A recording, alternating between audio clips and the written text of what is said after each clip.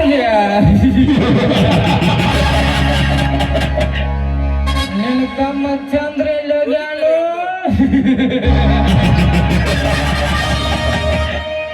ಸೂರ್ಯ, ನೀನು ರೈತ ಸಾಕಿದ ಸರ್ಪವಾದರೆ ನಿನ್ನ ರೈತ ಹಾಕಿದ ಎಂಜಲನ್ನು ಅಲ್ಲೇ ಕುಳಿತುಕೊಂಡು ಬೆಚ್ಚಗಲ್ಲ ಬಿಟ್ಟು ನನ್ನ ಮನೆಗೆ ಯಾವ ಕಾರಣದ ಕಾಲಿಟ್ಟಿಯೇ ಬೊಗಲೇ ಕತ್ತೆ ಬಾಯಿ ಮುಚ್ಚದೆ ಕುತ್ತೆ.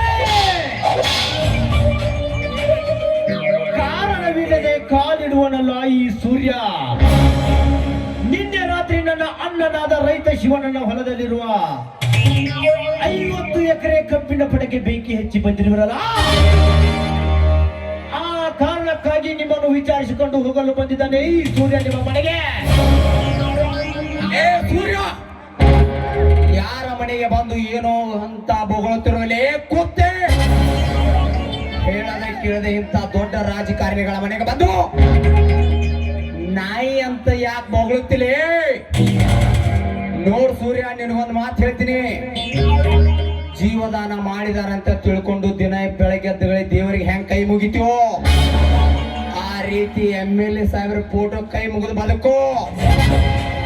ಇವರ ಕಾಲಿಗೆ ಬಿದ್ದು ತಪ್ಪ ಆತದ್ ಕೇಳಿ ಇಲ್ಲಿಂದ ಹೊರಟೋಗು.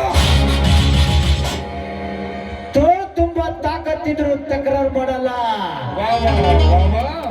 ಎದೆ ತುಂಬಾ ನೀಯತ್ತಿದ್ರು ಗುಲಾಮಾಗಿರಲ್ಲ. ಗೂಳಿ ಸೈಲೆಂಟ್ ಆಗಿದೆ ಅಂತ ಗಾಂಜಾಲಿ ಮಾಡಕ್ ಬಂದ್ರೆ ಗುಚ್ಚ ಏಟ್ಗೆ ಗೂಗಲ್ ಹುಡುಕಿಕೊಂಡು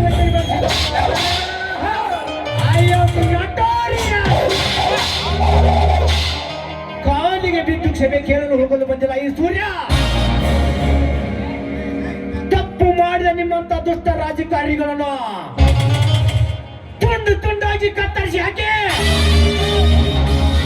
ನಿಮ್ಮ ರಕ್ತ ಕುಡಿಯಲಿ ಬಂದಿದ್ದಾನೆ ನಿಮ್ಮ ಬಾಯಿಯ ಸಂಕಷ್ಟ ಕಡಿಮೆಗಳಾಗಿ.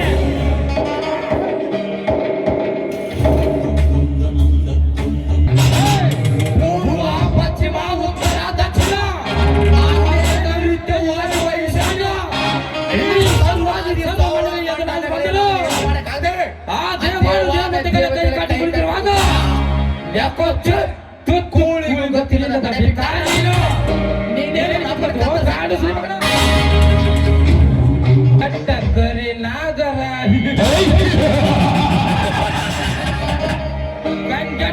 ನಾಗರವಾಗಿ ಕತ್ತಲ ಬಂದರೆ ಕತ್ತಲ ಬಂದಿರುವ ಹಾವಿನ ಕಣ್ಣು ಕೊಕ್ಕೆ ಕೊಕ್ಕೆ ಕೊಕ್ಕೆ ಬಿಲ್ಲನ್ನು ಹೇಸುವುದಿಲ್ಲ ಈ ಜೋಡಿ ನನ್ನ ಹದ್ದುಗಳು.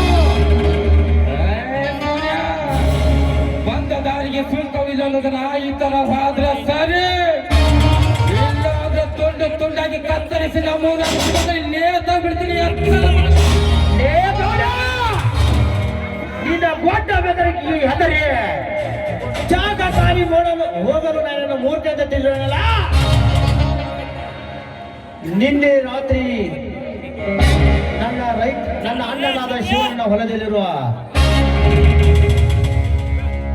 50 ಎಕರೆ ಕಬ್ಬಿಗೆ ಬೆಂಕಿ ಹೆಚ್ಚಿದು ನಿಮ್ಮನ್ನು ಬಿಟ್ಟು ಬೇರೆ ಯಾರು ಮಾಡಿಲ್ಲ.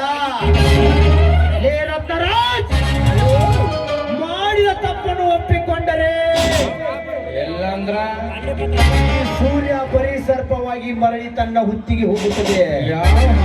ಇಲ್ಲವಾದರೆ ಏನಾದರೂ ಹಾರಾಡಿ ಚೀರಾಡಿದ್ರೆ ನಿಮ್ಮ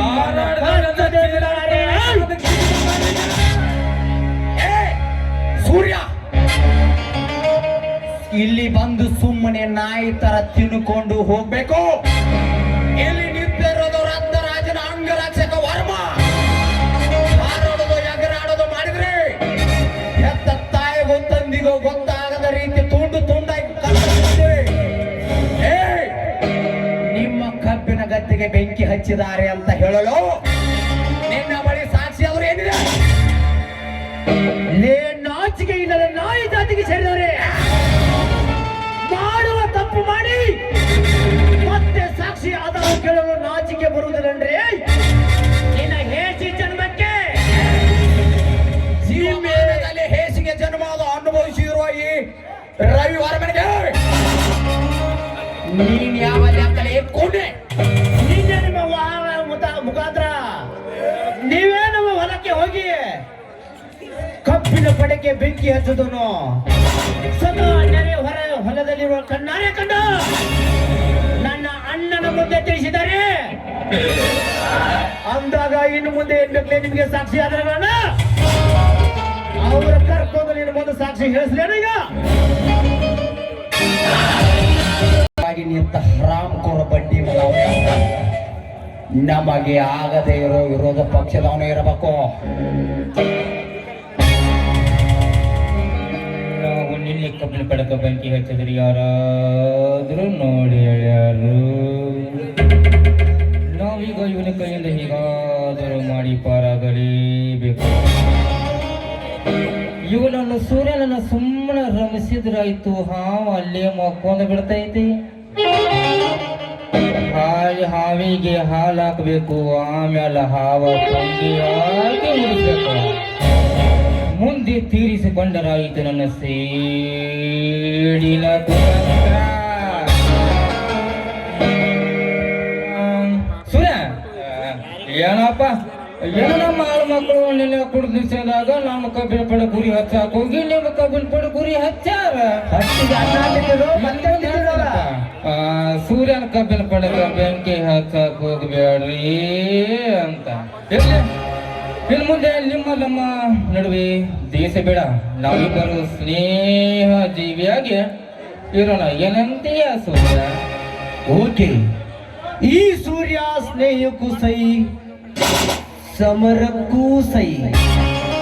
ನೀವು ಹೇಗಿರ್ತೀಯಾ ನಾನು ಹಾಗೇ ಇರ್ತೀನಿ. ನಮಗೆ ಬರಬೇಕಾದ ಕಬ್ಬಿಗಾದ ನುಕ್ಸಾನದ ಬೆಳೆ ಪರಿಹಾರವನ್ನು ಕೊಟ್ಟರೆ ನಿನಗೆ ಉಳಿಗಾಲ, ಇಲ್ಲವಾದರೆ ಹರೋಹರ. ಬರ್ತೀನಿ ಗೌಡ್ರೆ.